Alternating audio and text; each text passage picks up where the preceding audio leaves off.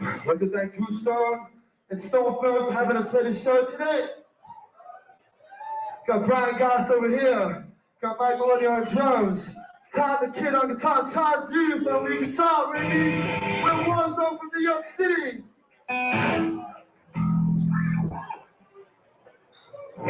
Song called Aswan. Go!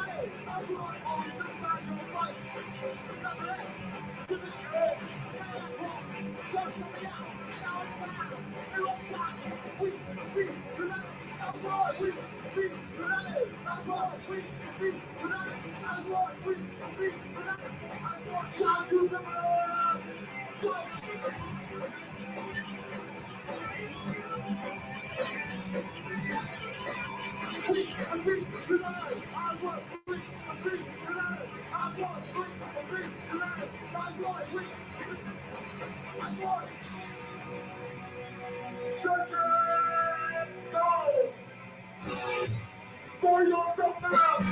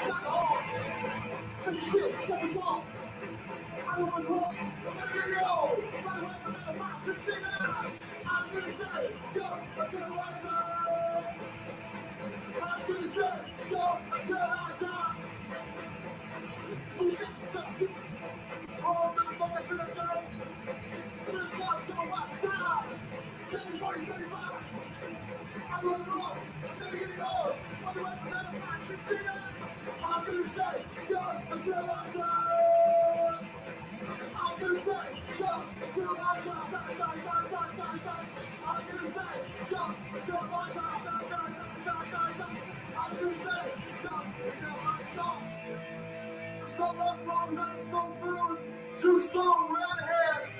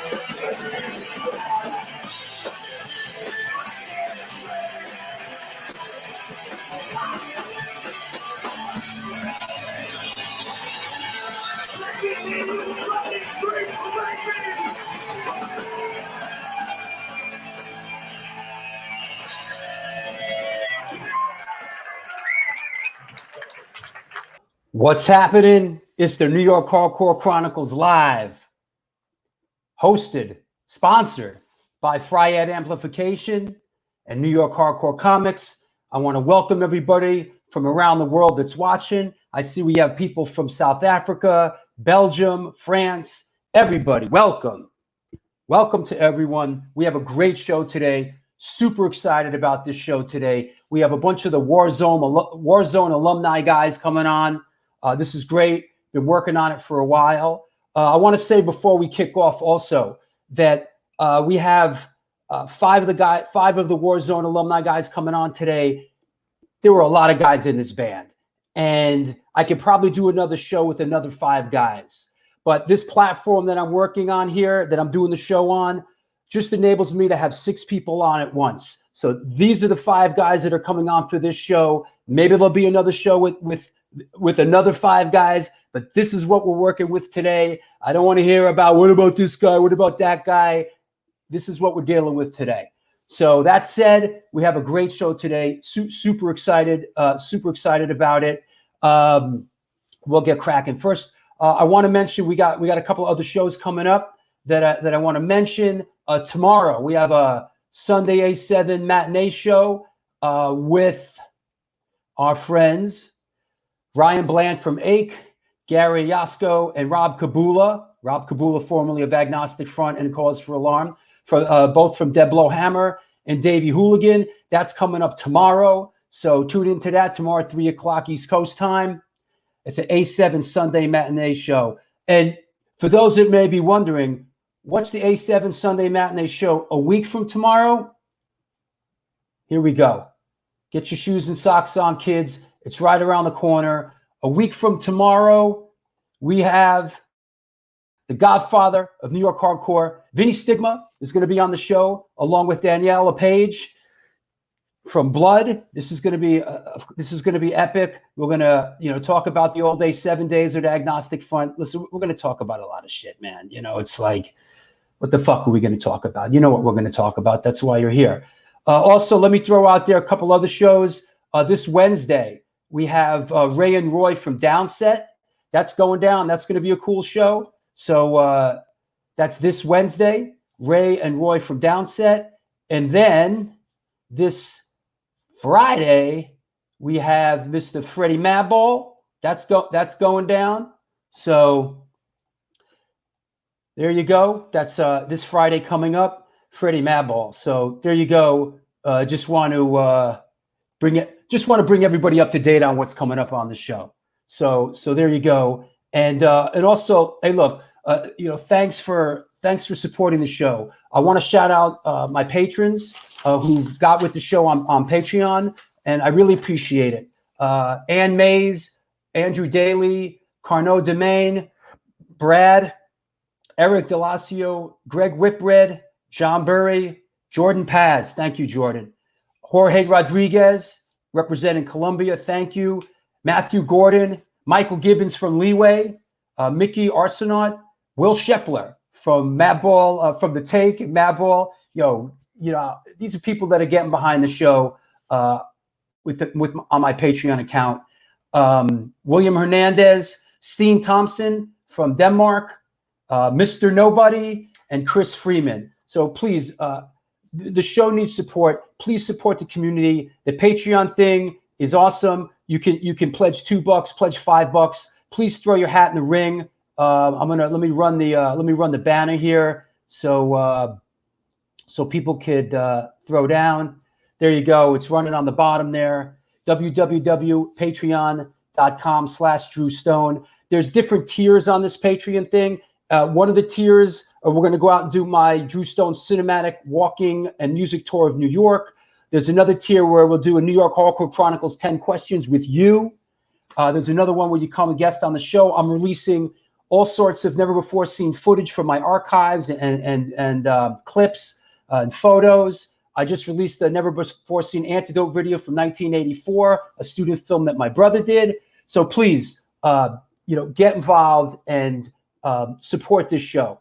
I love doing it. You love watching it. Let's move this thing forward together. That said, enough bullshit, enough hustle. Let's get on with the show. First things first. Let's get into a picture of the day, and let's bring on Steven Messina. Buddy boy, what's happening? I don't hear you, man. I don't hear you. Nope. Try again. Yo, the struggle is real. The struggle is real here on the New York Hardcore Chronicles Live. But you know what? We're gonna do picture of the day regardless. So, because we got to keep things moving today, man. We got some exciting stuff coming up. So here we go. Picture of the day. Let's dig it out here. If you know what this is, please, post up. Let me hear picture of the day. Let's hear your input onto this. Let me get this banner off so everybody can get a good look at it. There you go. Picture of the day. What do you think? Post up. Let's hear it. Huh. All right. Looks to me. Hey, man. Hey, can you hear me? I can hear you now, bro. There we go. Bro, there's your What's picture up? there's your picture of the day. All right, here we are. Okay, so wait, let's see let's look at the comments here. Let's see. Toby, Raybeez, Lou. Yes, I think that looks like Lou with the microphone. Lou from Sick of It All with the microphone in his hand. Yeah. Ray's got a hand at him, and Toby's got a hand. He's got that straight edge hand on his leg. Looks like. Yep. Looks like Toby. Someone says Sick of It All. Let me see. Lou's Sick of It All. Sick of It All. Oh, here's a good one. Here's a clue. Pete on guitar. Well, that makes sense. Oh, here's another good clue. Wait, I like this. I like when people go deep here. BJ Pappas taking photos. You can see BJ Pappas in the back there. Another legend. Yeah, another New York hardcore photography legend. So I think it's safe to say here. I think it's safe to say that this is a Sick of It All show. This is a Sick of It All show. Right? And oh yeah. I mean, based on the characters that are in here, Sick of It All show in the early Hey, I don't know where he went. Sick of It All show in the early 90s? Yeah, I would say this is early to mid 90s. Right. Like 90, anywhere between 92 and 95, maybe. And okay, so where is it? What is it? We are at the Limelight, New York City. Oh, another Limelight photo. Yeah, I love the Limelight. Such a great place. And H2O actually opened the show, and then Civ was the middle band, and then Sick of It All. Wow. And I'm pretty sure Sick of It All was last. Yeah, I think it was Sick of It All, Civ, H2O. And amazing show. And Raybeez was basically working the stage like the whole show. So amazing. And all right, crazy. Civ was like exploding at that point with the whole set your goals, can't wait 1 minute more, all that. Can't wait 1 minute more. And it was just a great show, great time. Yo, all right, cool. Well, you know what? I have another one. You gave me a sister copy. Let me see. I think I have another one from that show as well that you gave me. Let me find. Here it is. Here's another one from that show that we were going to use, but I'm going to post it up.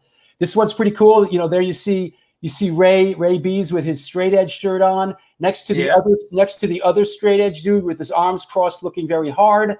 With the hardcore New York hardcore singer next to the New York hardcore guitar player.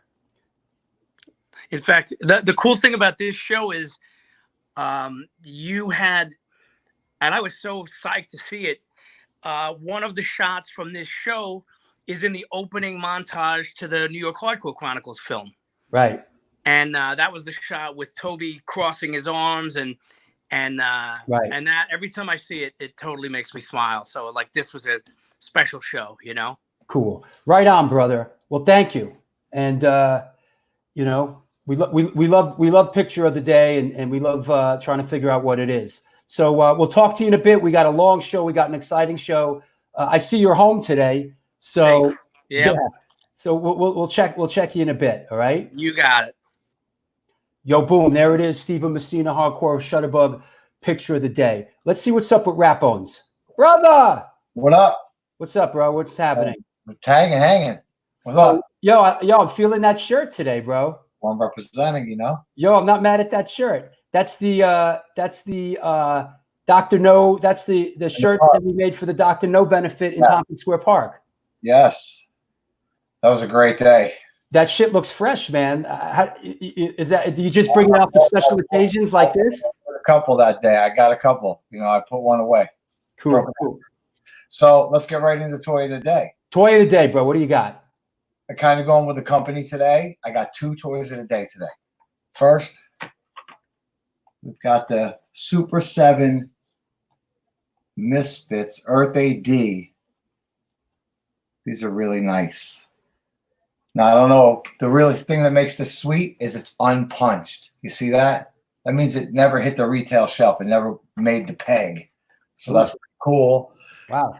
And then we got the big one today, guys. The big banger. Trying to get into the hardcore rhythm with you guys here.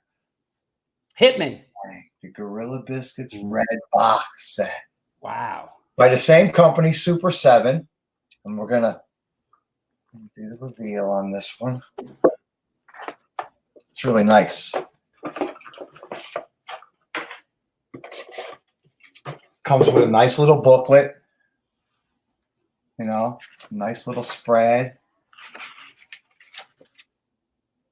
Really nicely done. Got the record, of course. On red vinyl. Or what do we got here? We got like a nice red vinyl going.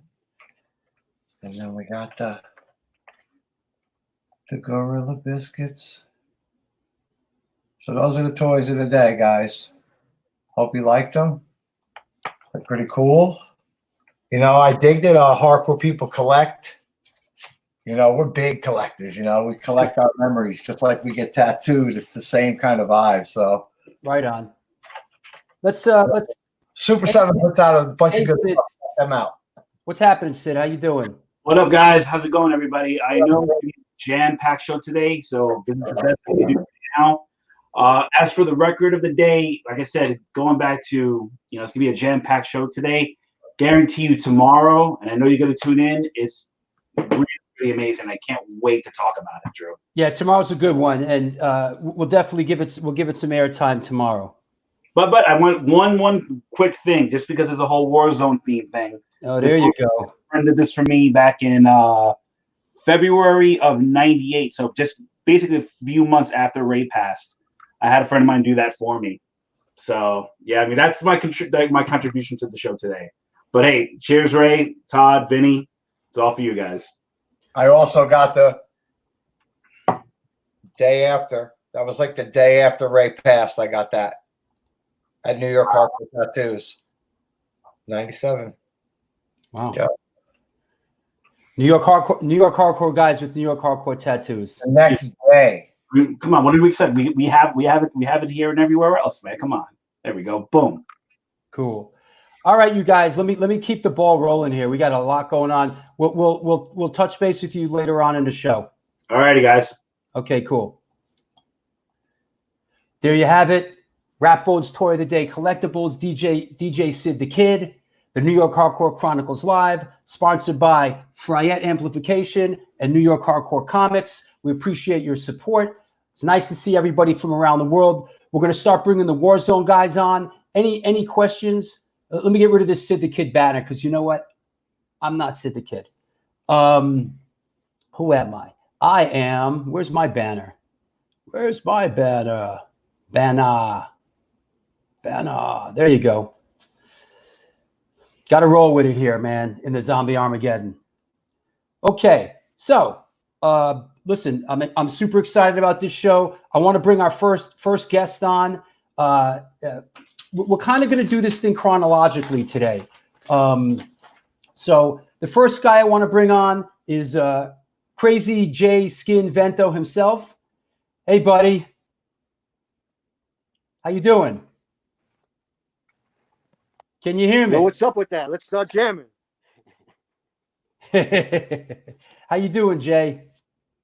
Good, man. How's it going, bro? It's going good, man. It's going good. Thanks for coming on.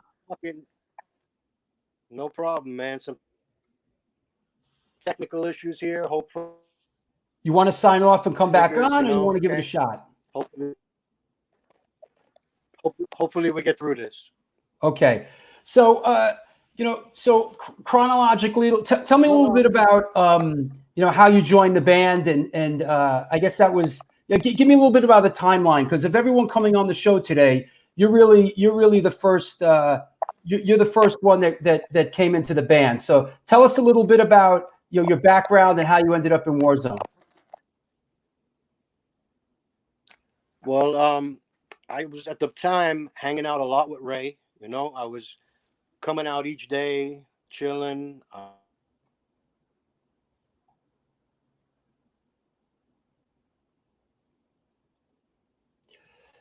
Yeah. All right. So much for that idea. Hey, Jay, you might need to sign off and come back, Jay. I was watching them.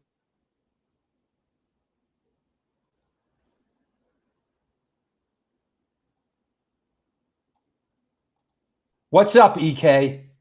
What up? How you living? Boom. I'm going to keep it moving today. All right. Good to see you, brother. How are you, buddy? Very well, thank you. How you doing? I'm good. It's good to see you. So let's get down to it. How did you join Warzone? Like, when did that happen? Give us a little bit of the timeline.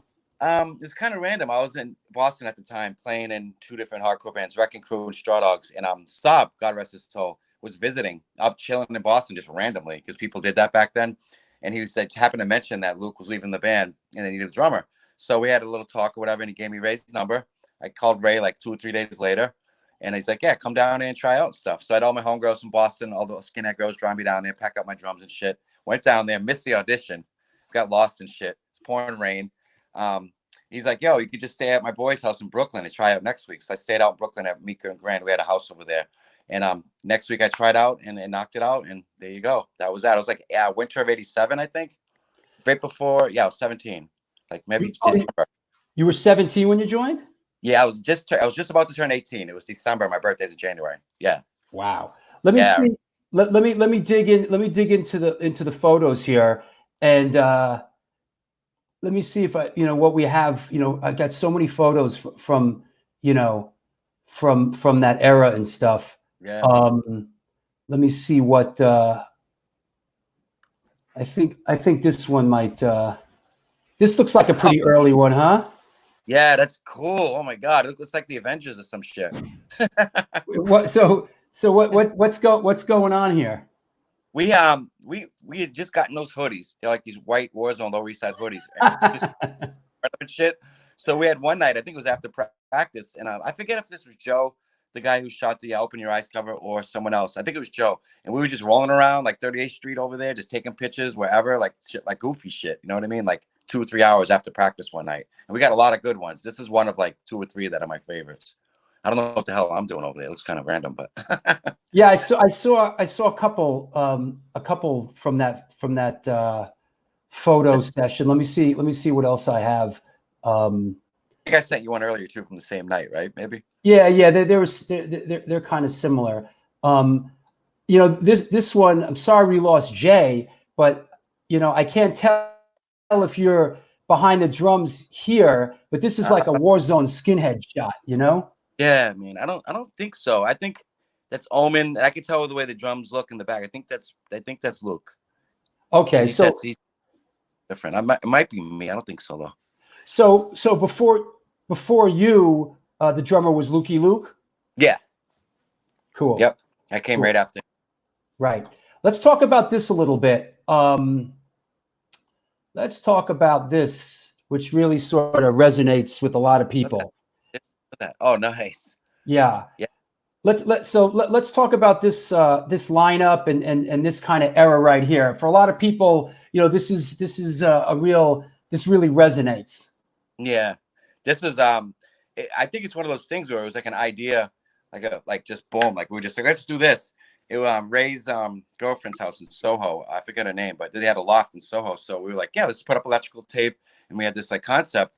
And I think by accident, we just like completely nailed it. Like it's just like real, like you said, it resonates. You know what I mean? And like we're all doing different shit there. I'm just wearing like these cutoff champions, and everyone's like Fred Perry. You know what I mean? No shirt. I'm like, fuck it.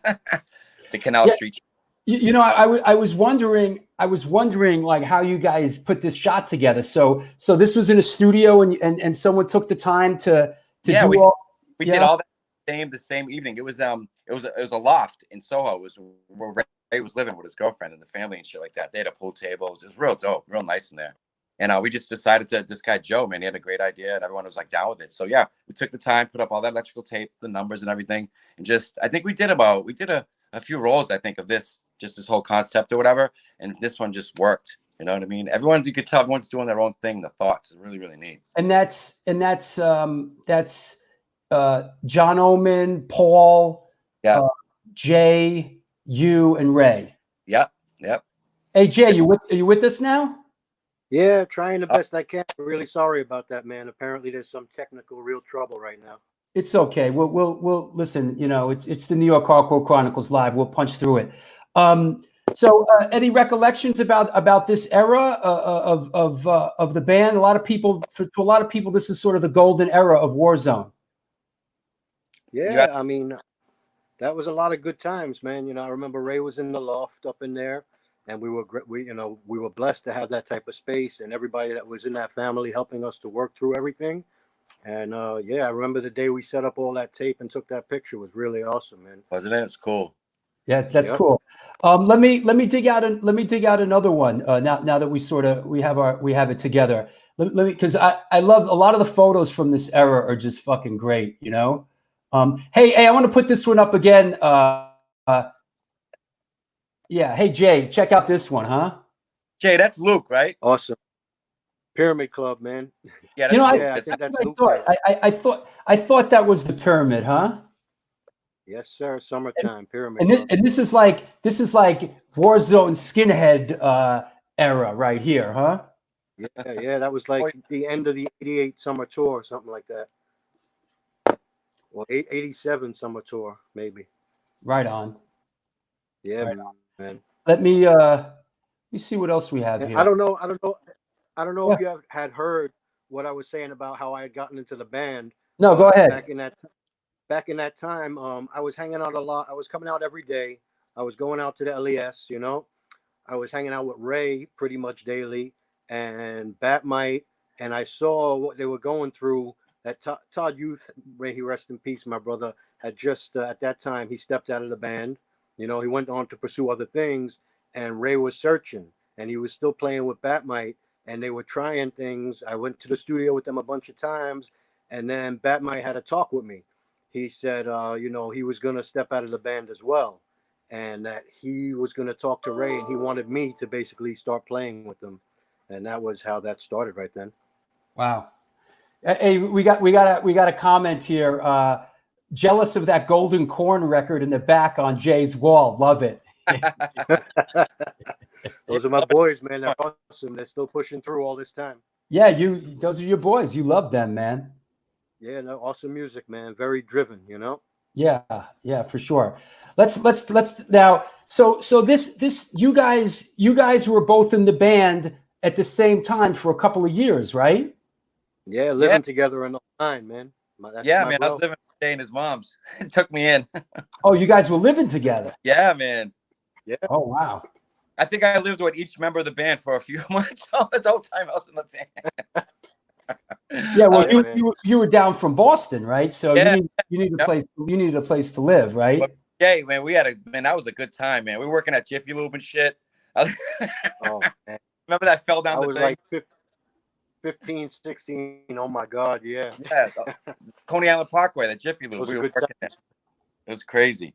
Yep. We had a good time, man. I loved living there, man. Wow, you guys are working at Jiffy Lube, huh? That's scary. Remember that, Jay?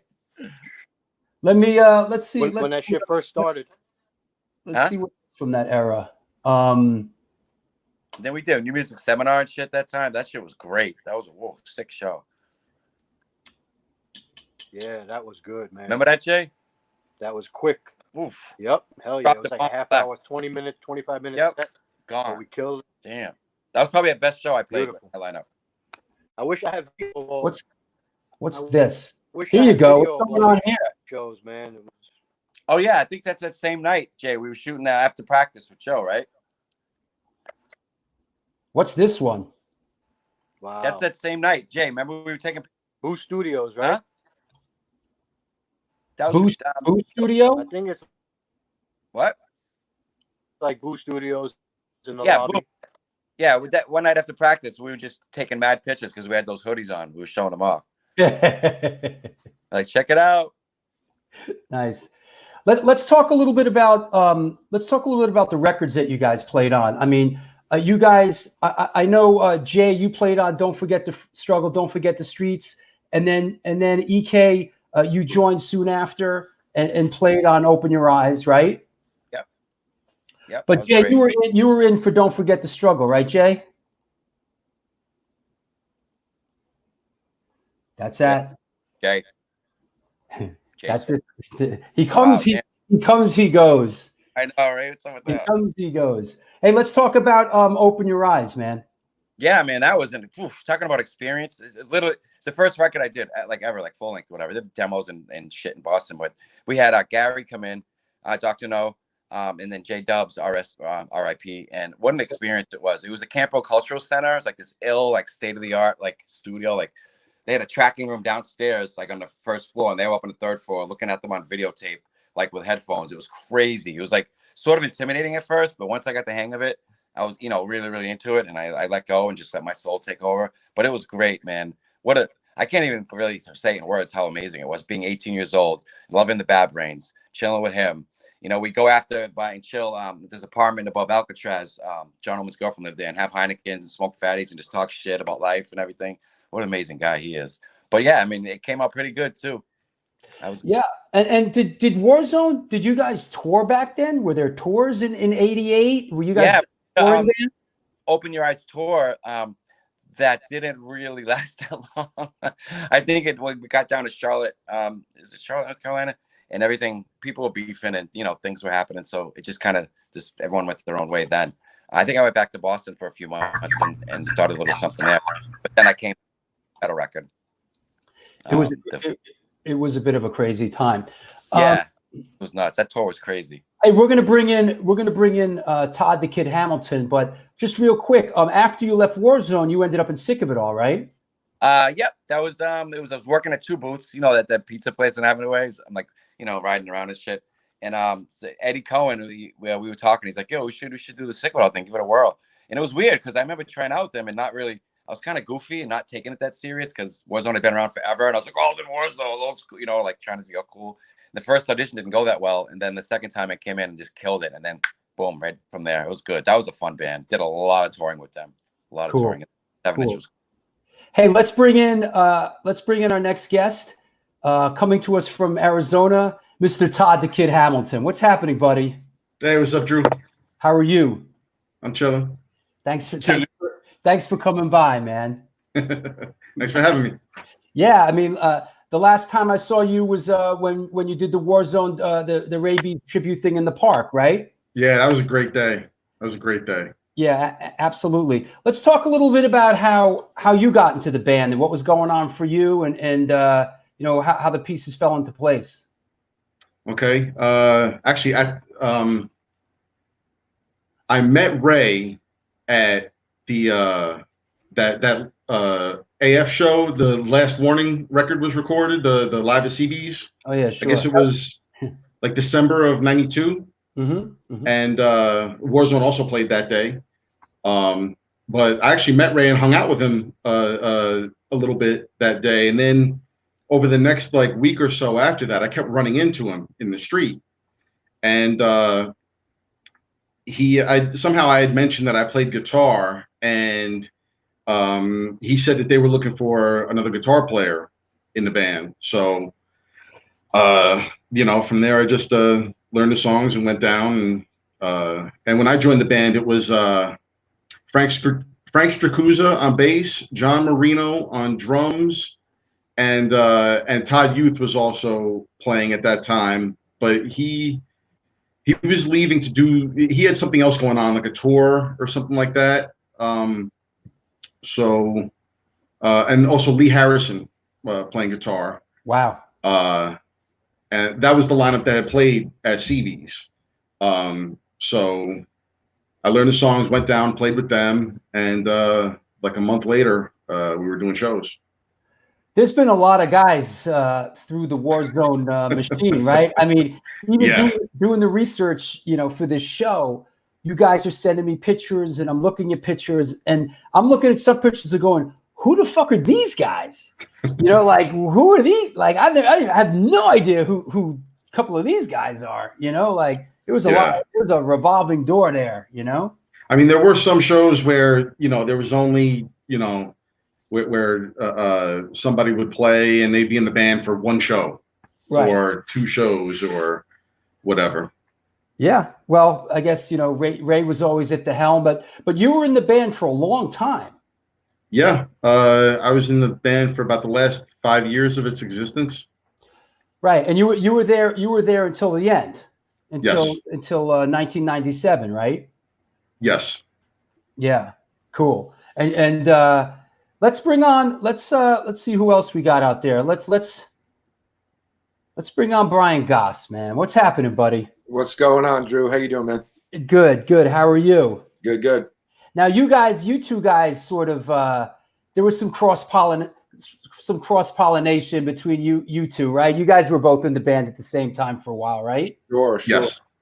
Yeah. So, Brian, tell us, how you ended up sort of in the whole thing. I had known Ray since I used to work the stage at the Ritz on 11th Street in the late 80s, and Ray worked security there. So I knew him from there. And I knew AK and Jay just from hanging out and shit, downtown partying. But it was Todd Youth, because as the kid just said, Todd was bouncing around. He was doing Shining Time Station. He was doing a band called Larva. He was doing a lot of post-hardcore stuff. And Todd had recommended me to Ray. And I remember going down to, Ray was at the Wetlands one day, and we went down and had a little meeting and sealed the deal, and ended up doing a couple records and a few tours, Yeah, one thing that I noticed is that sometimes there was one guitar player, sometimes there was two guitar players, sometimes this guy was doing this, the next time that guy was doing that. Give me a little take on that. Yeah, it was, it was really, if Youth was in town, he would do it. If Youth was available, he would always do it. So sometimes it would be the two of us playing, and then if he'd dip out, I would take over the lead duties, and Jason Lehrhoff would jump in, and Todd the Kid played bass some shows. Todd the Kid played guitar some shows. Yeah. Sometimes there was a one show in Italy where I don't know. Oh man. But yeah, it was a lot of bopping around. It was a lot of fun. It was those were good times in general, just in New York. You know what I mean? It's good stuff. Speaking of him, let's bring in Jason. Let's bring in Jason Lehrhoff. What's happening, buddy? Yo, what's up? How are you? What's up, Drew? How's everybody doing? We're doing good here. How are you? Yeah, good, man. Just fucking good to see people. Yo, we like your curtain keeping out the sunlight, man. That's pretty awesome. I was told there was too much backlight. So the only thing I had. Tell us a little bit how you got involved in this whole circus. Yeah, like 91. I don't know if anybody remembers, but there was like a real hardcore drought, a lot of violence at shows, and CB's wasn't doing shows a lot. And at the time I was in college and working part-time at UPS and part-time jobs. And, I was playing with a band called Distance, in Jersey. And I had this friend who was this real hustler, grifter. And I'm not going to say his name, but he would always we'd go to City Gardens and tell Bad Brains manager we're some zine. And next thing, we got passes and we're just doing all this shit for free. And always, and Ray was working security at the Ritz when they were on 54th Street. And he gave him my number, and Ray was looking for a guitar player. He's like, yo, call Ray. And I'm like, yeah, I've liked Warzone since about 87, 88.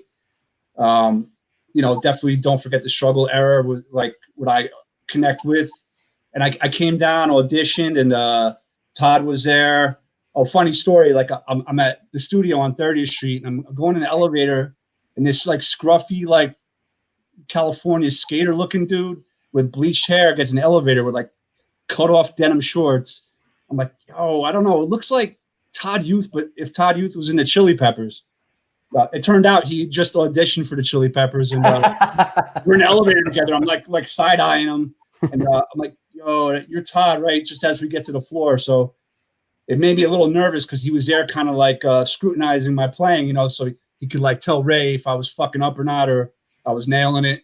So I guess I nailed it. And, thanks Todd, and thanks Ray, thanks Todd Hamilton. And, it's been a great journey. And you were like Todd, the Kid, you were in the band really for the last couple of years till the end. Yeah. I want to say the end of 92 or 93 until Ray passed. I guess that's 97. In and out, either quitting or getting kicked out of the band every other day. But, I was pretty much there for most of it. Right on. AEK, let's see. What up, man? Dare we bring Jay back in? Yay! There he is. Oi, oi. I hope it works. What up, player? Yay. So, let's see. I'm getting some audio slapback from you, Jay. So I'm gonna kill his mic. It was interesting. I gotta say, doing the research for the show, it's incredible that Ray passed away on September 11th, 1997, and he was 35 years old, and he left behind such a body of work. I mean, really an incredible body of work. He was really proficient. And Brian, you mentioned something about those last couple of years there. Yeah, I mean, and Todd the Kid at his side, and Vinnie, on drums, and Jay, they really, he was really militant at the end, man. He really worked hard, and was putting out a record a year, And we were touring Japan and touring through Europe. He was really going for it. He gave it his all, man. Like he really did, man. And Todd, your recollections of that towards the end there? You guys made a hard run at it? Oh yeah. At that point, we kind of got serious about getting a booking agent and trying to tour as much as we could. Like Brian was saying, Europe a couple times, Japan, a lot in the States. Actually, the last U.S. tour that we did was just under 3 months long. Damn. Yeah. Wow. That's great. Right. Yeah, the business tour was great. Yeah, we did 6 weeks with the business and 2 weeks with Strife, and then before and after those, just on our own, just going around like the Midwest and East Coast. Strife. I met a dude out here from Andrew. Andrew was in Strife. Mm-hmm. So cool, man. He's like one of the nicest dudes I met out here. He's rad chill. All good guys. All good guys. Yeah. Hey, let's do this. Let me pull up a couple of pictures, and let's try to decipher them. As to what's going on, who's in the band at the time, and maybe any recollections. So let me pull a couple of things up. That here's something really interesting that I have in my archives. You guys might remember this. Nice. Yeah. Yeah, Ray's business card. That was Ray's his answering service. Oh man, is that what it was? Was that his? No, that's not the answering service. Don't let Ray get on your phone. Oh man. I know, right? I know. Is that what it was? Was that an answering service? That number? I think it was a machine. I'm pretty sure. Get him in the Village Voice, like $7 and shit. Yeah, right. But it's my number. I mean, answering service. Right on. So yeah, I got just because from doing the New York Hardcore Chronicles film, I just have such an incredible archive of stuff. Here's something interesting. Here, I like this picture right here. Let's talk about this picture right here. What's going on here? Oh wow, that's in Japan. We're in Japan. Yeah, wow. Mm-hmm. You know what I like about this photo? One of the things I like about this photo is the date is on it. It looks like I guess 11/29/95, and it looks like Vinnie, Todd, Jay, Jason, Ray, and Brian, right? Yeah. Mm-hmm. You remember this, Jason? Yeah, this is great, man. We were up in Osaka and Tokyo for like a week, and then we went to right to LA and played a show with Strife at I think the Showcase Theater. It was great. Wow. Right. Yeah. Oh. And I think opening. Yeah, Brian, any recollection of this tour? Yeah, I think I mentioned before. I actually have a lot of video footage that I shot of us just running around Japan. I'd love to find that and look at it, but I'm pretty sure I have those shows recorded as well.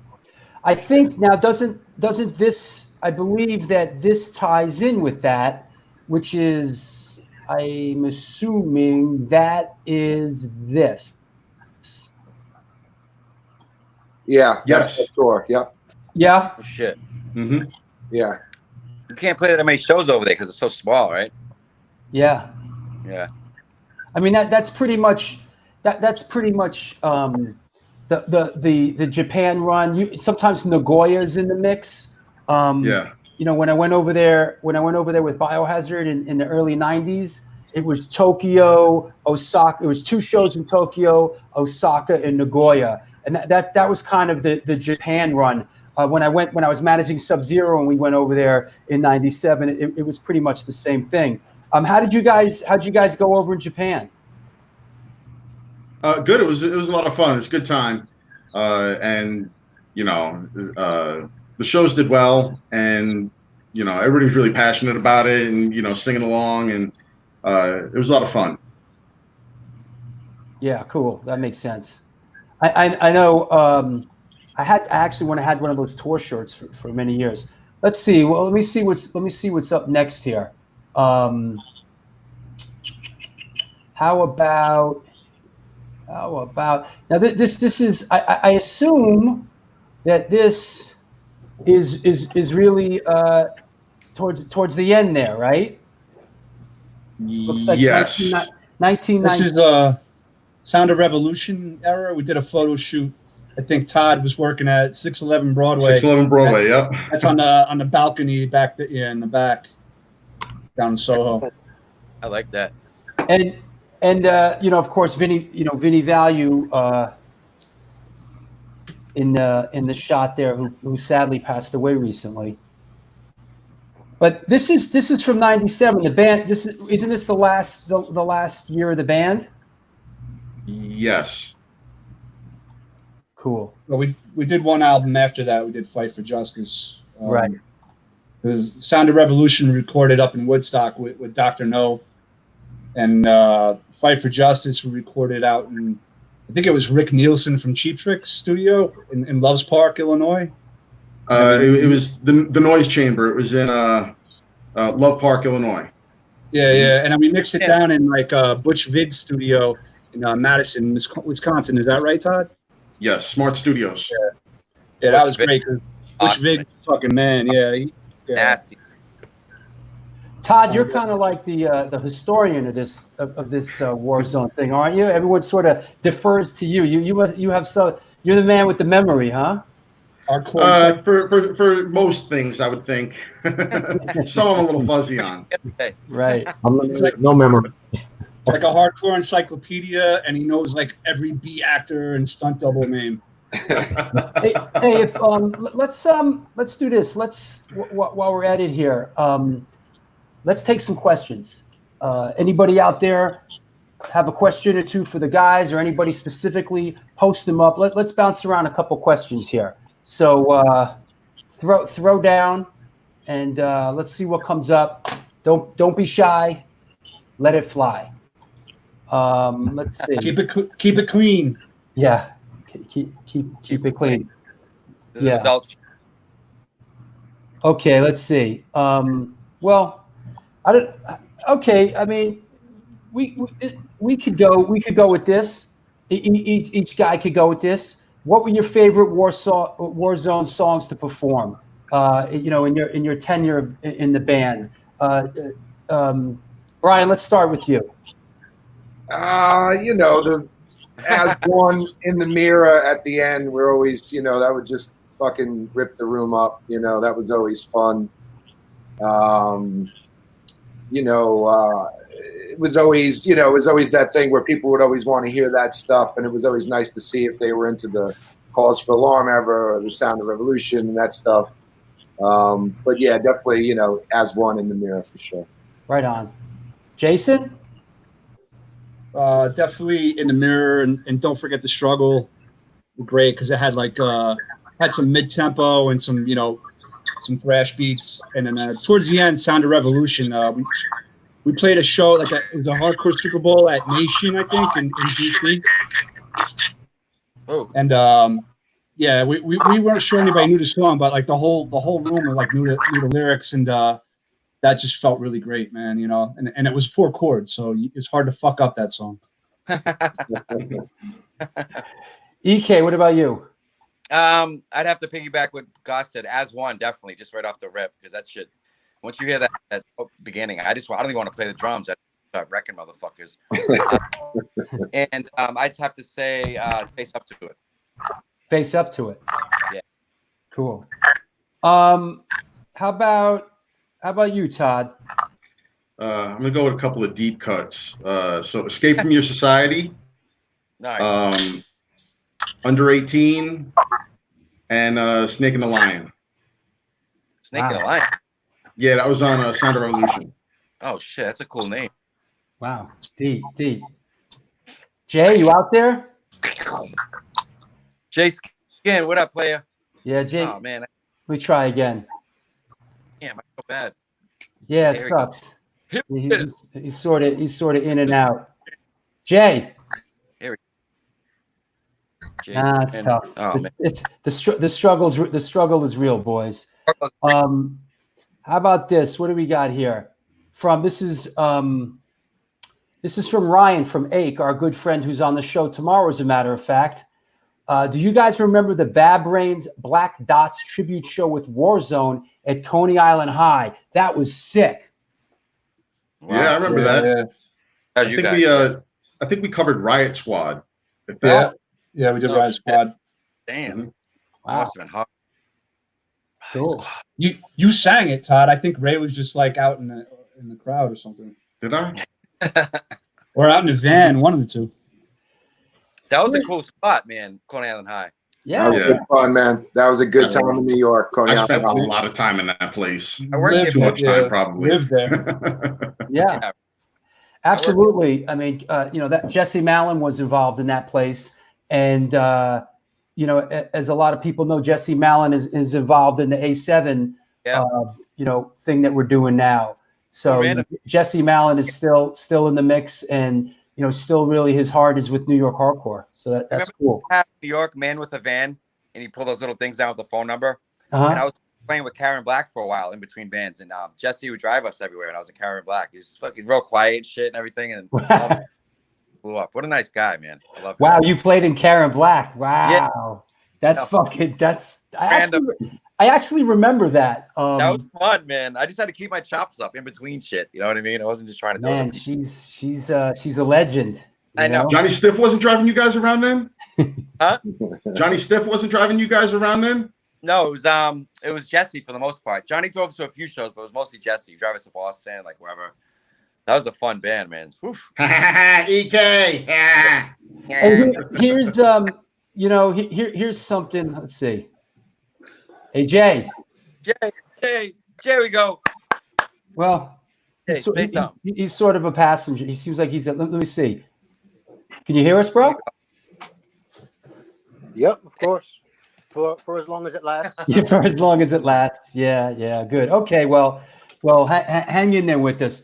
Hey, you know what? You know what comes up a lot actually, and let's try to address this a little bit. I think it's really EK and Jay.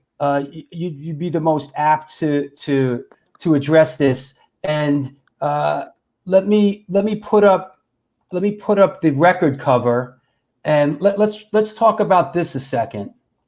Oh, I know what's coming. I bet I can feel it. And that's this. And I knew it. let me say here, because a lot of people are asking any comments on the third record, aka the Bullet Hole record. And I want to say this. About this record here. This is my favorite Warzone record, and wow. I really love this record. And I listened to the whole thing this morning, as a matter of fact. Wow. And I fucking love this record. And I think for me, part of the reason is because at the time when I was in Antidote, we were sort of, in a way, going in that same sort of direction. We were sort of kindred spirits at the time. And we played, I have it right here. We played at the time, we played a show together. It was a big show. It was a fun show. And we played this show together at the time at the Limelight, which was Antidote and Warzone at the Limelight. And this was that era when you put out that record. And let me put it back up. I love this record, and I listened to it today, and it brought back a lot of memories, man. I haven't listened to it in a very long time, and I gotta say, I love the production. I love the guitar work in it. I really feel like you guys tried to do something different. God forbid. Yeah. And man, and I gotta say, Jay, man, the guitar work on the record is great. I think. A lot of layers, man. Thank you very much. It was an experiment, something in the works, and we were trying to break into a different direction, with some guidance from outside the box, and we were just trying something. We got a lot of flack for it, but I really love that record. It has a lot of meaning deep underneath everything, man. Yeah, I mean, is that you playing the majority of the leads on the record, Jay? Not Paul was always the lead guitarist, but Paul. they gave me a chance to to dabble with some of the leads on there, so I definitely had some. Yeah. Yeah, I mean, I might be a minority, but man, I listened to it today. I tell you, you know, sometimes when you listen to you know, a record that you haven't listened to in a while, and it like brings you back to like Yeah, you know that spot. back to that spot. And yeah, Yeah. that happened to me this morning when I listened to this record, man. It brought me back to those years, you know, when we were, you know, kind of together, you know, 89 in New York City, and you know, things were changing, and there was a lot of opportunities, and you know, I love Ray's vocals on the record too, you know. So I know I'm a minority, man. I know I'm a minority. That's true. I get a lot of like emails and things of that sort that people really like it. Like they'll be like, you know, what's up with this record? And I'm like, well, for me, it was like my first time playing with a click track, and it was really, really hard. Like I like underplayed and everything, whatever.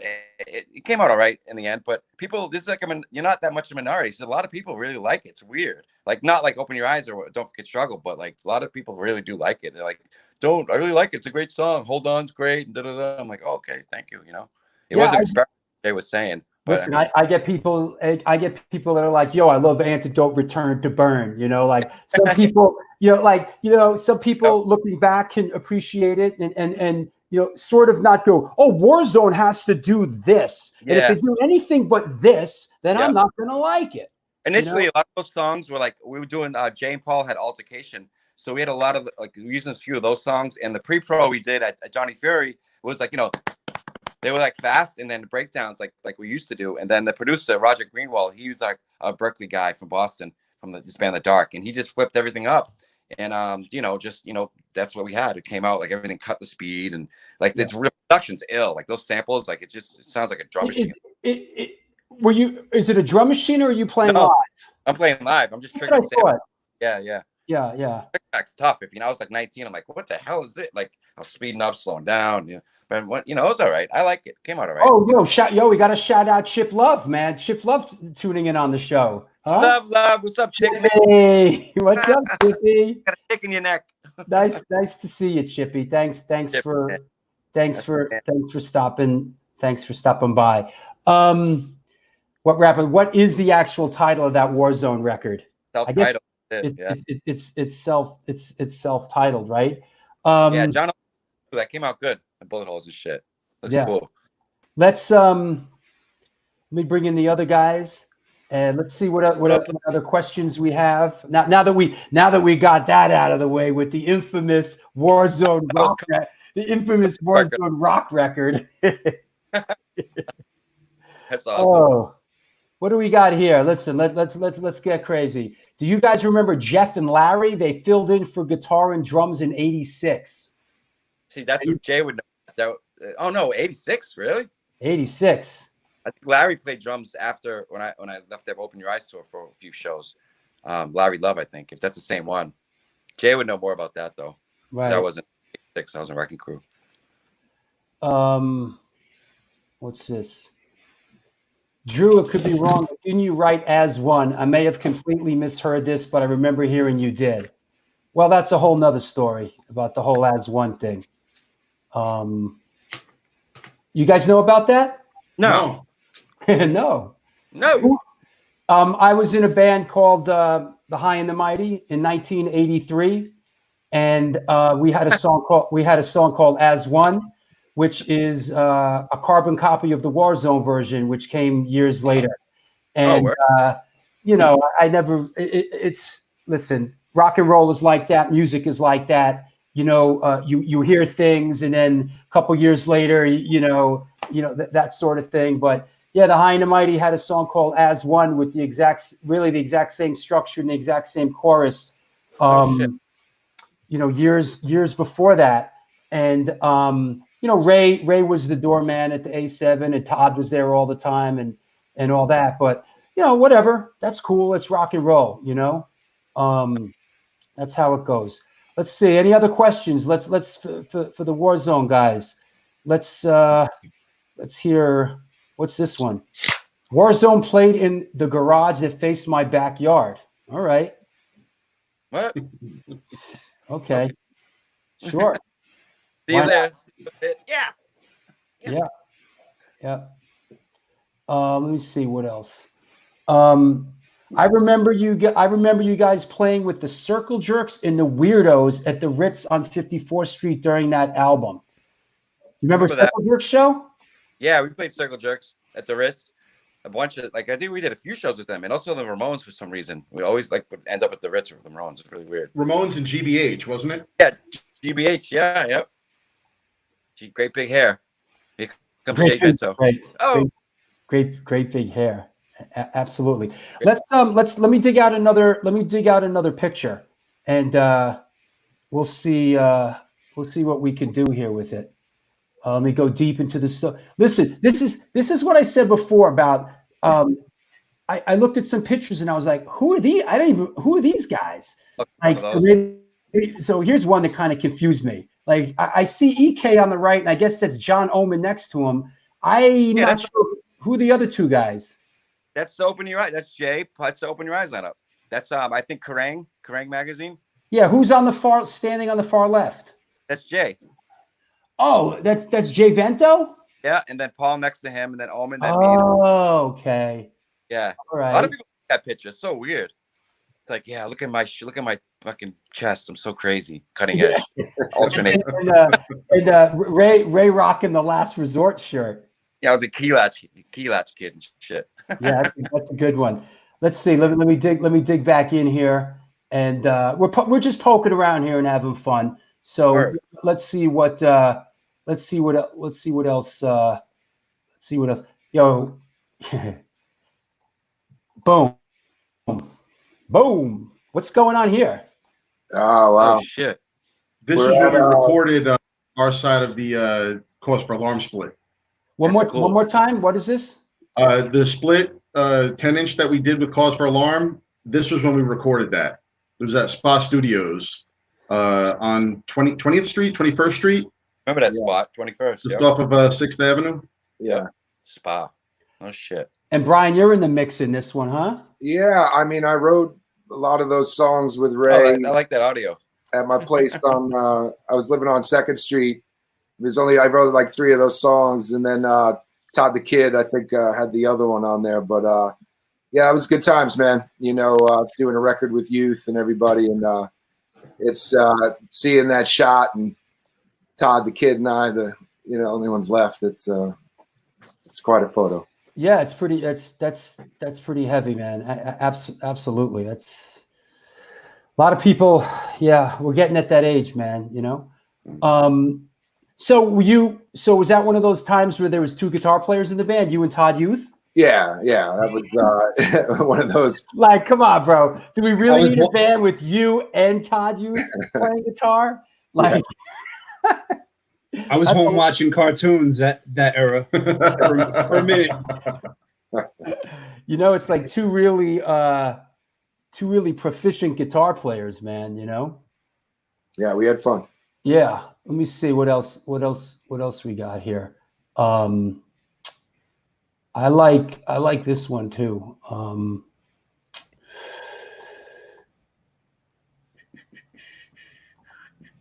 I like these promo shots, you know, these old school Warzone promo shots. They're awesome. Yeah, that's 611 Broadway again. Yeah. What's going that's on? On the fire escape at 611 Broadway, where I used to work. Jason, you look thrilled in this one. Yeah, I guess I don't know. I was a bike messenger back then. That's why I knew all the addresses. Ah, great job back then to be able to pick up and go on tour and still have a job when you come back. Yeah, that was always like that was the job back then, to have, like, be a bike messenger, and you could come and go, you know, be away for a month or two and come back or whatever, you know. A mover was a good one. I think I was a mover at the time, and you could go out on the road, come back, and they'd always like. Yeah, that's not much structure, right? Yeah. It's and come back. This is a cool one. Let's see. Any other? Let's see. Any other questions? Here you go. Didn't know that Todd played on the Cause for Alarm split. Well, Todd Youth played on it. Now you know. Listen, it's amazing. It's amazing what you learn here on the show. Hold on a second, you guys. I got to shout out the sponsors here, and we'll come back and we'll continue. It's the New York Hardcore Chronicles Live, sponsored by Fryette Amplification and New York Hardcore Comics. Thanks to everyone around the world that's tuning in. We appreciate it. If you want to sponsor a show, please get with the Patreon page. I want to thank all my patrons on the Patreon page that have been supporting the show. Please, here's the banner for it. Check it out. Get up, get down, get on the Patreon page. And there's a $2 tier, a $5 tier. I'm releasing all kinds of stuff out of my archive that's never been seen before, including old Warzone stuff, old Antidote stuff, excerpts from my films. There's one tier that's my walking tour. There's one tier that's the New York Hardcore Chronicles 10 Questions starring you. Come on the show with me. But even more than that, please support this community so I can continue to do these shows. These fucking shows take me all fucking day to set up. Seriously, I've been up since 5:30 in the morning setting this show up. It's a lot of work. We could use some support, and we want to keep this thing going even after the zombie apocalypse is over. So please throw your hat in the ring and be a part of it. We appreciate it. So welcome back, fellas. I'm trying to run a tight ship here. Yeah. Here's put another nail in the coffin. Here's one from the dude. Did Warzone ever tour Sweden? No, we never made it. Never made it up to Scandinavia. Wow. Warzone is big in Sweden. I remember the Nevermore gig at Silver Screens where Rick Rubin showed up to scout them. Okay, I'm not sure what that has to do with this right now, but we remember that. I remember that when Rick Rubin was kind of doing the rounds, and everybody was, Yeah, he was always around. Yeah. He. All right, so here, okay. Inevitably, it was going to come to this. Boy, this time's flying. It's an hour and 15 minutes already. Holy shit! Damn. I knew the show was going to be long. Damn, where's Vento? What's that? Where's Vento? Jay? Every time I bring Jay in, hey, there he is. Wait, try it again. It gets a little fucked up and technical, but let's give this a shot one at a time. Funniest Raybeez story. I mean, I don't know if it's funniest or let's rephrase that as sort of like, give me a Raybeez recollection that's near and dear to your heart, and that could be funniest Raybeez recollection. So why don't we start with you, Brian? I don't. If anyone if you knew Ray, he was a funny guy. I mean, we laughed a lot. My favorite recollection is we're driving in a van on the way to a gig with two vehicles. I think it was Ray and I in one, and it was Todd the Kid and Jason in the other. And he's had this big box of Stelladora cookies, and he was taking them out. And every time they would roll their window down in the next car, he could whip one out. And it would fucking crack Todd the Kid in the head, and we would our asses up. He did it, and every time he did it over and over, and every time he made it in the window.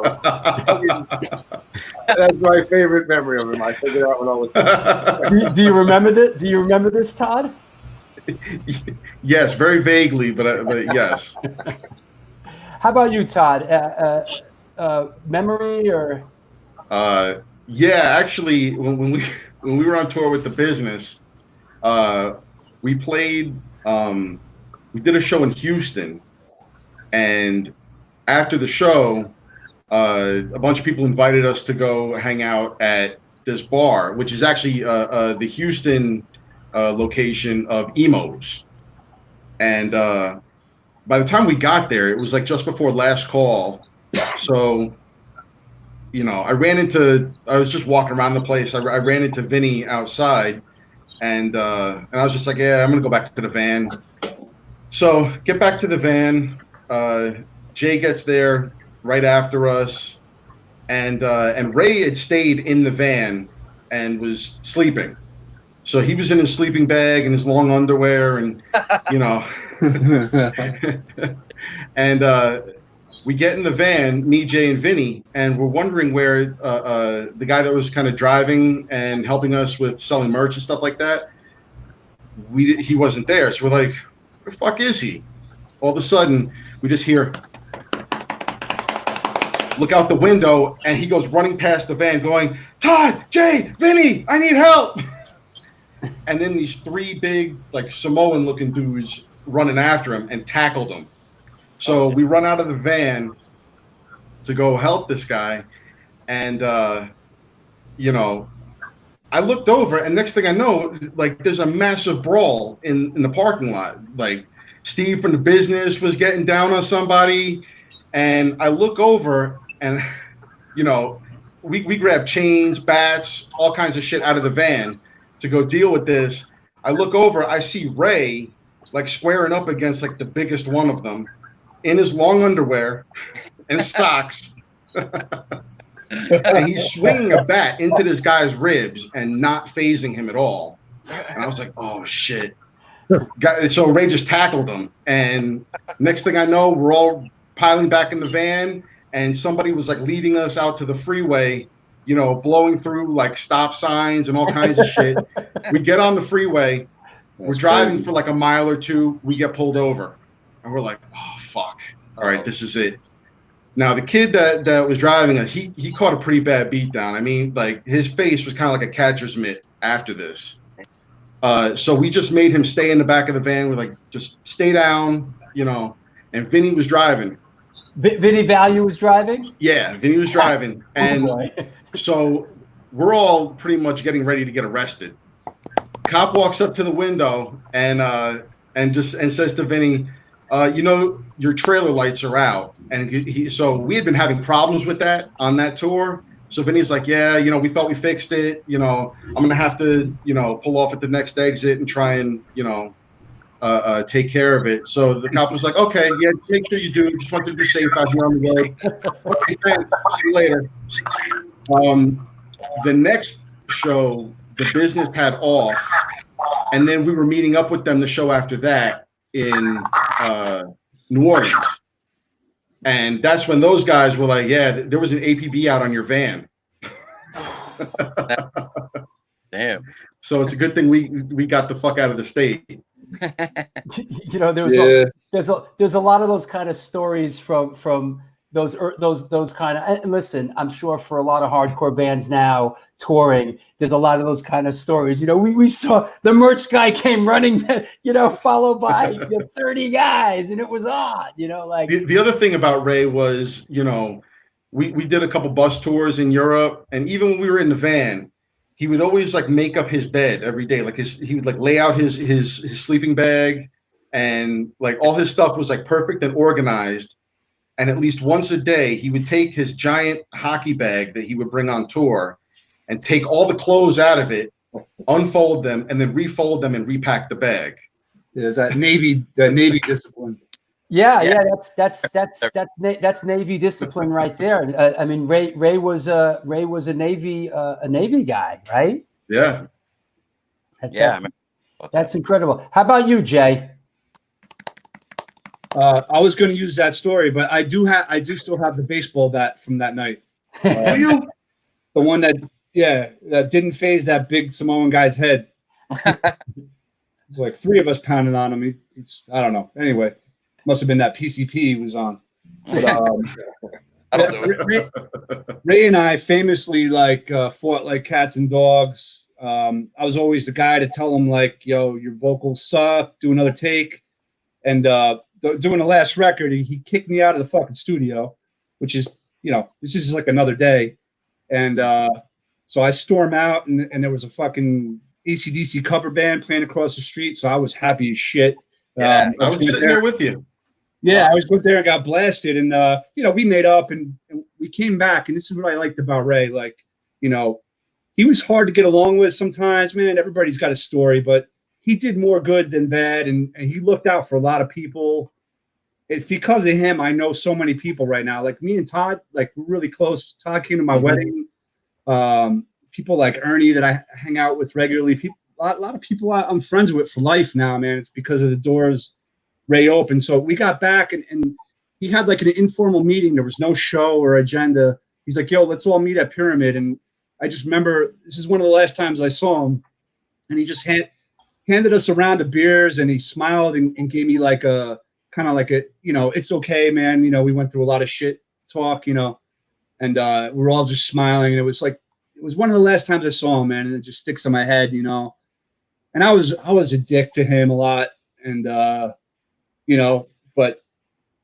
you know how it is with brothers, man, you fight, and I miss the guy, and I wish he was here to be doing something in the scene, man. A lot of people come in and out of the shit. He was doing it all along, people like him and Jimmy, bands, they stop playing, people get jobs, and these guys are doing this shit 24/7, man, for years. Something to think about. Yeah, I mean, listen, absolutely. I mean, Ray was one of the first people that I met in the New York hardcore scene in 1982. When I used to come down with SSD Control to play A7, and then,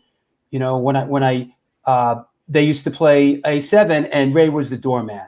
So, Ray was really one of the first people that I met in 1982. Ray was running the door. Jimmy G was the DJ at A7. Doug Holland from Kraut was the bartender. Roger worked security. So these were the first 4 or 5 people I met. And Ray was always really supportive of the High and the Mighty when I started it. And we were always friends. And, he was always really supportive, a real supportive guy of, all my artistic endeavors. He really, in that regard, I can't say he got along with everybody else in my band, but I got along well with him. How about you, EK?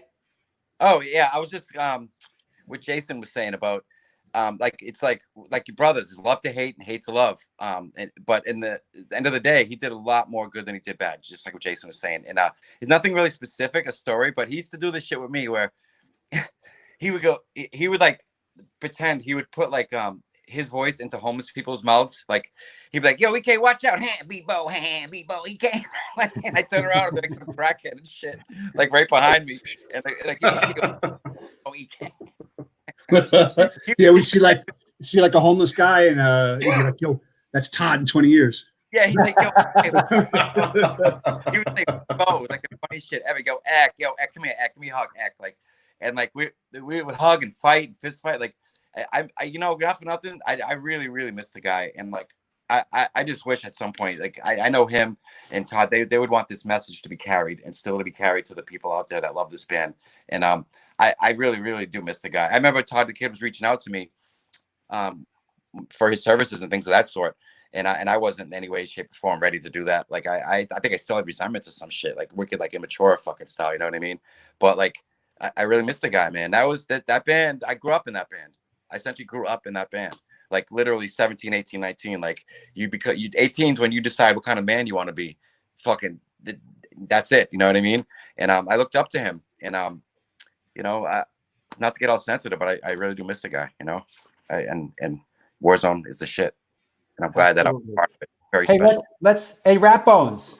Hey, any Warzone memory? Any Warzone memories? Raybeez memories? I used to live with Ray when he lived in Jersey City. I think it was on Magnolia. And Ray would take 10 kids home to his house to sleep over after a show. He really was a cool guy. He didn't know us like that. But he knew I came from Detroit. I just got to say, we did stupid shit as kids, right? But one night he let me sleep over. I think I was with someone else, another kid or two. And I had a pack of firecrackers. And every half hour, I lit a firecracker off. He'd come running out. "Rap on, what are you doing? Please, you can't." And I was totally drunk. I lay down a little longer. A half hour go by. I let my firecracker go.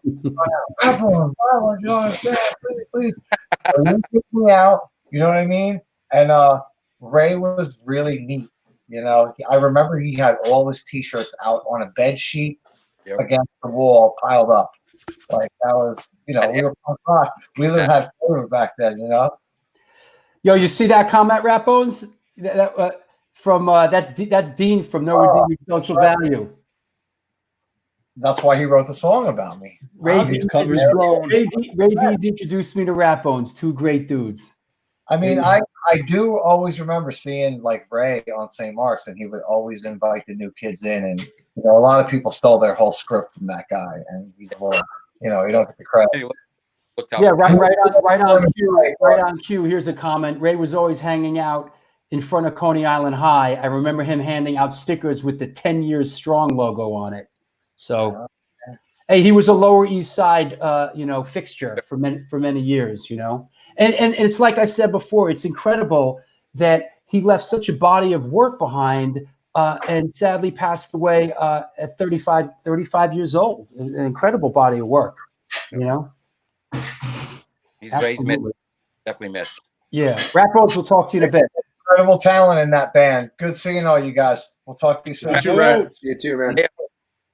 Yeah, but stay strong, brother. You know what, you guys, you guys got to play, man. You guys got to because I mean, I know Jay's got some, little technical issues, but I mean, if everybody was on the show today, you guys could. I mean, Jay used to sing for Altercation, right? Yeah. Well, there you go. There's the band. Yeah. There's the band. I mean, and you know what? It's going to have two guitar players in it, Brian Goss. Nice. You guys really should think about that. You know, you're always welcome to come and play the A7. You always have a home at the A7 with us. Thanks, Drew. Absolutely. Anytime you guys should just come and blow some minds, and I'll put a little time aside for you and just jump up and play a few, a couple songs. That's a good way to break it out. But yeah, you guys should seriously consider, doing that. Come down to New York and do a rehearsal or two, and come up and play a couple songs for the kids, because we got a great scene going on there, and there's a lot of young kids, and it would mean the world to a lot of people, man, if you guys came down and did that.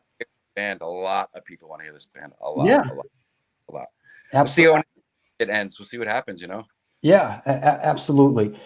Hey, let's see. Let's like I said, long show, and let me see. You know what? Let me dig out another picture. So many of these fucking things. Let me see. Let me see what else I have. This one sort of threw me for a loop here. This one here. Wetlands. Now, that's great. Who's that, that? man. That. Oh. Is that Ray hanging upside down? No, Ray's standing in the back. That's Jason Lehrhoff. That's Ray in the back? Yeah. I thought that was Vinnie hanging up there. Yeah. No, Vinnie's in the front. That's Jason. Oh, Jason, that's you? If you put me and Vinnie's heads together, we look like a couple of nuts. Jason, that's you with the 10 balls. skinhead? 5 guys. 10 balls. Yeah, we used to be in girls' bathrooms, on tour, like stealing the razor blades, shaving our head. Wow. Every few days. That's mad punk rock. I love it. I looked at this photo, and I always thought that was Ray hanging upside down. And then today I gave it a hard look, and I was like, if that's not Ray, who is it? And who's the dude with the baseball cap? I was like, what is this? So this, what part of the thing that makes this photo really special is that it's Wetlands, and Wetlands is a place that you guys played quite a bit back in the day, right? Yeah. Ray worked security there. Shit, he got so many people in that back door. Right. But it was a place you guys played, a lot. Yeah. No, we definitely played there quite a bit. On that last tour that we did, we played there twice. Once with the Business and once with Strife. And, that was they were doing regular matinee style shows, mid to late 90s or whenever they closed. So that was they were doing more shows than CB's, I think, at that point. Yeah, they were doing shows for a minute in the 90s, right? I saw a few. Yeah, we saw. Listen, I saw some great shows at Wetlands. I saw Rage Against the Machine there. Before they blew up, they played a show there. There was some great Madball shows. I think Agnostic Front played there right when they got back together for that Victim in Pain thing. I remember they play there. There was for a while there. Wetlands was the spot, which was interesting because Wetlands kind of started as really like a jam band kind of place. type spot, right? Yeah. Yeah. It was sort of like a Grateful Dead-ish. Shit. You know, here you go. Those matinees were friggin' amazing. Yep. Yeah, they were. Okay, let me go back into the archive here because this is fun. Let's see what else we can come up with. Let's see. What about Rayisms? Things Ray would say? Okay, wait, Funny hold shit. on. Let me do one more photo. This is a photo from this is from the 1995, what I believe is the first European tour Warzone did in 1995. Dave Kinsom took this photo. Was 1995, was that the first Warzone European tour? Yes, and Dave Kinsom is he sang for Right Direction, which was the band that we were on tour with. Oh, that's why that's why he has a bunch of these photos. Yeah, It's not his real last name, but Kinsom. I think It's a Dutch phrase. This is a great photo, man. This one really and tell me, I mean, you mean Ray went into the crowd a lot, like to sing, right? That was kind of his thing. He spent more time in the crowd than he did on stage. That's for sure. Oh, yeah. Yep. Right. Sure. For sure. So you guys were kind of left up there like flailing about. Yeah, fucking twisted in the wind. Right. Like, we gotta fucking carry the show like sometimes. Some kid is That's singing how Here's another one. Here's another one that from Dave Kinsom that he sent me. This is on that first 1995 tour that Warzone did. Uh-huh. And I guess you know, it looks like Ray's wearing that like old school Carhartt jacket, you know. Yeah. It was in, boy. That looks like if I guess to think that would be Austria. Are you guys in Austria? Probably. That tour was January to February '95.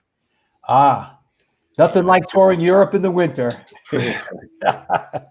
There were a lot of times where you remember we would have to have a meeting before the show, and the promoter would have a list of questions for Ray about what he meant in certain lyrics. And sometimes the promoter would say, "Okay, good, we'll have the show." But there were a couple times after that interview meeting that that we had to cancel a couple shows. Was that up in Switzerland, or we were at like Celtic Frost's club or something like that? One of the guys from that band had a club. Yeah, Martin Ain used to have a club in Zurich. In Zurich or something. But I just remember, you know, they would ask about the lyrics and misinterpretations of the lyrics that they believed, you know. But Ray was pretty good to set them straight, and we usually get to it. Yeah. Okay, let's do Rayisms. You know, anybody want to start? Jump right in. 2 minutes. Everything was always 2 minutes. 2 minutes. 2 minutes. Wait in the van for 2 minutes. And the classic, okay, great. You know, everything was okay, great. You know. You bugging? What are you bugging? What are you bugging? Here's one. If you're ready to load out and Ray wants to leave the show, and like maybe like me or Todd were talking to a girl and he's like, "Ooh, it's a fucking dating game over here." Right? Oh, it's mad accurate. Hell yeah. Cool. What's another one? I feel like fucking Rodney Dangerfield. Oh no, the other one was, yeah, well, if you don't do that, then you're gonna be staying home watching cartoons. Watching cartoons. Yeah. That was the Yeah, I watched a lot of cartoons in the mid-90s. His thing, I remember Ray was always B. Everything was B. I still say to this day, yo, B. Yo, B, what's up, B? It's all good, B? Yo, Eknak. He was so Eknak. Got a tattoo on his neck. I'm like, they slapped me on the back of the neck and shit. I'm like, that's awesome, man. Yo, remember he would write signs. Anybody live with him? And he would like have a fucking whiteboard and write big sign on your door, like write songs or some shit like that. Jay, Vento, what up? What's up? The drill sergeant. Oh, that looks clear now. Yeah, better technology. My son's phone. Ah, wow. Hold on. Let's give Jay some shine. Hold on. Jay, you can do the rest of the show. Hey, buddy. What's up, man? All right. Wow. See, you can't. Yeah, it's much better. The kid has technology. Yeah. Always, you got to give it to the kids, man. Good, That's good. what's I'm good. I'm glad you're I'm glad you're joining the show. We were throwing you the whole time. a little bit into it. Hey, let me ask you. Any Ray memories? Anything special that you can share? Ray was a brother, man. Ray was a giving person, you know. I can remember times like starving on tour in Canada and him finding his way, you know, to somebody's house that he got us into, and he went shopping and he got like spaghetti and sauce just to make sure we were able to eat, and he cooked for us, and it was like, you know, he was the man. He was trying to keep it all together, and that's what he always did. Absolutely. Mm-hmm. I remember that in Canada. Remember that? John Oman hit some dude with a hammer or some shit. I'm like, yo. John Oman, like, crazy times, man. Yeah. Jay Vento, we were talking about how, listen, man, you guys got to come down and get up on stage and do a couple songs for the kids at the A7 with this lineup right here. This is the lineup. I'm making the call right here. You're singing, EK's playing drums, Todd's playing bass, Brian Goss is playing guitar, and Jason's playing guitar. So that's the lineup. To be honest, man, that's all I want for. If anything in my life, that's the one thing I want to happen, man. For real. I agree. We'll do it, love man. these guys. These guys are all fucking. These guys are all brothers, man. You know. Yeah. And if we could keep it going by some way, shape, or form, then bless. You know. Especially one of your A7 shows. Word. Oh yeah, man. The zombie apocalypse cannot last forever. I know. That's right. Or we could do it on here, maybe. We'll play on here. Yeah, man. Everybody plug in. Listen, I want to thank you guys for coming by. It was a fun show, and thanks for sharing your recollections about being in the band and about Ray. And you're always welcome here, and keep in touch with me. And the A7, we're expecting you at the A7. When this thing opens up again. So let me just go one by one and just thank you. Thank you, Brian. Thanks for coming by. Thanks, Drew, man. Good fun. Yeah, we'll keep in touch. I'll see you soon. Hey, Todd. Thanks for having us, and thanks for doing these shows. Everybody's stuck in the house and everything. So I've watched a few of them, and I really enjoy them. And even the shows that you're doing at A7, that's a good thing you're doing. I'm glad you're doing that. Well, thanks, Todd. And I look forward to when they can actually happen live again. Yeah, it'll happen eventually, and I look forward to you coming to New York, and we'll see you soon, man. Thank you. Thank you. Hey, EK, man, thanks a million, man. It was nice to see you again. It was nice to catch up with you again. We had some good times back in the day. Yes. Take care of yourself, will you? Thank you for the opportunity for us to just get outside of ourselves for this amount of time. It feels really, really good. It's amazing what you're doing, and I really appreciate it. And it's good to see you, Drew. Absolutely, man. I'll talk to you soon.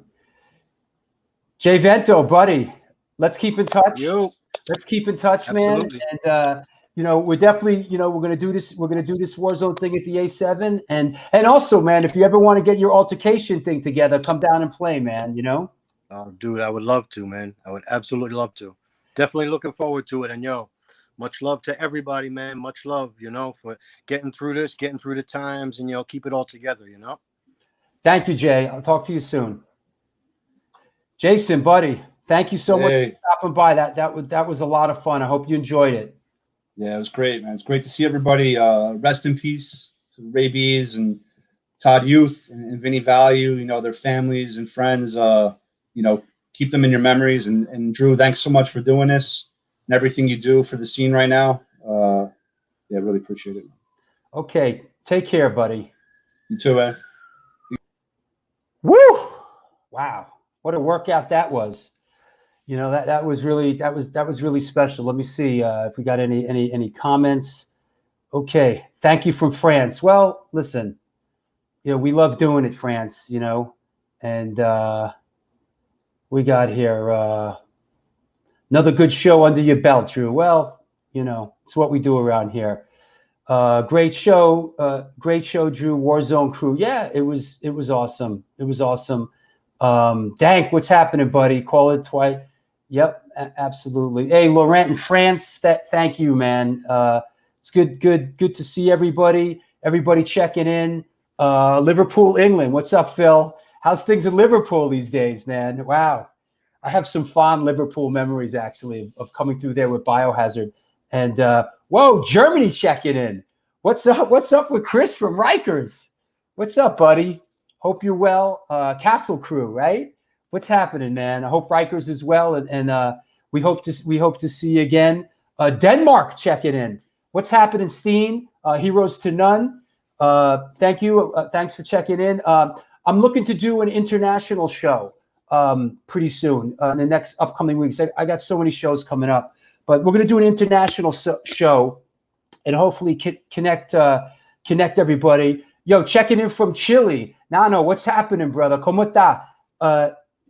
It's nice to see everybody from around the world. Tommy from Italy checking in. Right on. New York hardcore goes deep, right? How awesome is that? Nice to hear from you, Tommy, in Italy. I know Italy's been a hot spot. I hope you and your family are okay. Jesse Gomez from California, which is basically like, another country, from the United States. So what's up, Jesse? I hope you're doing well. Michelle, thanks again for doing these, Drew. Can't wait to get back there soon and shoot some bands. Absolutely, Michelle. You're a great photographer, and eventually we will eradicate the zombie apocalypse, and we will return, to keep doing our thing. Just a reminder before we bring back our regulars and sort of and wrap it up. I want to remind everybody, I got a couple shows coming up. Got to remind people of these things. I got to remind myself of these things. This is a really cool one that I'm really excited about. This is the Old School Boston Hardcore Show, which is coming up on Wednesday, May 6th, with Jack Kelly from Slapshot, or from Negative Effects, and Jamie Sharappa from SSD Control. This is going to be a really cool show. These are guys that I go way back with. My first hardcore show that I ever went to in 1981 was with Jack Kelly, and we went and saw SSD Control, and it was their third show, and there was like 15 kids there, and it was a watershed moment in my life, and things really were never the same after that. So I'm really looking forward to having these guys on the show and catching up with them. And also, tomorrow we have the A7 Sunday A7 matinee show, and I think I mentioned. Oh, here's another one that's coming up in the near future. This is Friday, May 8th. We have Sub-Zero. We got Lou DiBella, Larry Susi, and Richie Keenan coming on from Sub-Zero. Another band that I have some history with. I used to manage them back in the day, and when things were super crazy in 1997. So there's a little bit of history there, and so that's Sub-Zero coming up. So also I want to thank our sponsors, Fryette Amplification and New York Hardcore Comics. They really get behind the show, and we really appreciate it. Let me put this up here. Boom, Fryette Amplification. Boom, New York Hardcore Comics. Thank you so much for supporting this community, and thank you so much for supporting the show. Also, I want to reach out again regarding my Patreon page. Please go check it out. Become a patron. Support the show. Let me run that banner here as we head down the home stretch. There's the banner. There's a couple of tiers there. I'm adding a bunch of stuff. I think it's pretty obvious at this point that this show is going to continue even after the current pandemic. It might not be every other day. There might not be a need to it, but chances are when the dust settles here, we'll be doing like Wednesday nights and Saturday afternoons or something like that. I have a huge slate of people that want to come on the show. We're going to go beyond the New York hardcore thing. I'm going to bring on some filmmakers and some actors and all kinds of people. So, hang on, put your shoes and socks on, kids. It's right around the corner. So in the meantime, let me bring on some of our people here. What's happening, Steven? How you doing? I can't hear you, bro. Nope. A lot of weird technical shit going on. What's up, Rap Bones? Rap Bones, you with us? Are you with us? We're coming. We're coming for you. Today. Good show today, huh? Yeah, hell yeah. That was cool. Yeah, I didn't know you lived with Raybeez. For a minute, yeah. I mean, Ray was the man. Yeah. Different times, man. Yeah. Cool. Tomorrow we got it. Let me see. Steve, can we hear you now, Steven? Can you hear me? Yeah, we can hear you, buddy. I don't know what goes on. It just disappears. Listen, I don't know what goes on either, man. It's the struggle is real. Exactly. Don't forget the struggle. Don't forget the struggle. Don't forget. You know, as a homage to Warzone and the New York hardcore scene years ago when I was doing the street bike films. One of my films, Urban Street Bike Warriors 3, was called "Don't Forget the Struggle, Don't Forget the Streets." Is sort of a homage to my New York hardcore roots. But that was a good show, Steven. Thanks for Picture of the Day. Always a pleasure. Yeah, dig up something cool for tomorrow, and looking forward to seeing our A7 people tomorrow. You know. Yeah, the A7 shows are fun, man. We have a lot of fun with that, and you know the whole gang. We got Ryan on and Kabula. So tomorrow's gonna be rich in A7 folklore. You know. Hey, Rap Bones. Yeah. Oh, nice. Hell yeah. Oh, yeah. The up ones are nice. I got mine. This one signed at the Garden on the top from Jerry. Yeah. Wow. Super 7. They used to be Funko Pop, and they split. They split with that company and formed Super 7. They're putting out some really nice stuff. Like very, you know. I just saw. Did you? Somebody has one. Did you see the one of Grocery Glenn? It's Glenn Danzig food shopping, and he's actually carrying cat litter. And actually, Will from the Car Bomb Parade showed it to me. Nice. And it's hysterical. I mean, I can't imagine him liking its existence, but it's hysterical.